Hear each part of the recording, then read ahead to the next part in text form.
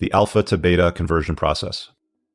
A woman spends years changing her man, then wonders what happened to the guy she fell in love with.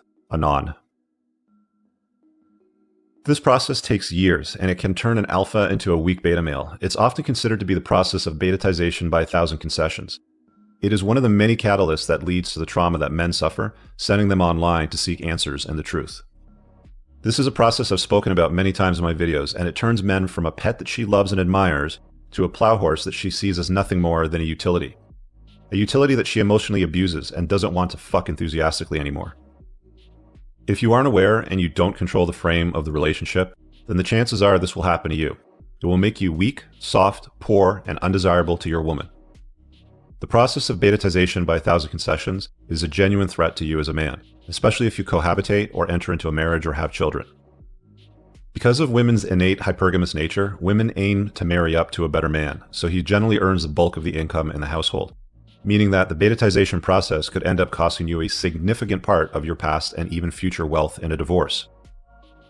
But that's not even the worst part. Since women still get primary custody of children around 80% of the time, most men not only lose their wealth, but they also lose their decision-making capacity around their children, meaning that they also lose their ability to father them properly.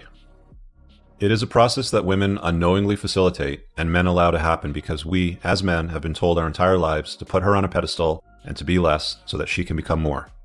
1,000 concessions. The timeline looks something like this. She locks down a man that she admired, wanted to fuck, and be with. Over time, he turns into the beaten-down beta plow horse that succumbs to her beck and call. He performs chores, hoping for sex, and is who she ultimately no longer wants to fuck or even desires. This phenomenon usually starts with, honey, put your dark socks in the dark hamper, and your white socks in the white hamper for whites. It then progresses to, let's go vegan together, and ends at, I love you, but I'm not in love with you, I want a divorce, so I'm taking the kids to my mother's. For a perfect illustration of what these betatized married plow horses look like, pay attention to your next few trips to the grocery store. Now stroll by the baby diaper aisle and look for the family doing their shopping. You will start to see husbands with an exhausted and beaten down look on their faces.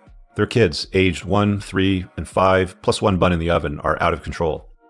His now rotund wife, with her permanent resting bitch face, scowls at him about how incompetent he is for putting the wrong diapers in the shopping cart.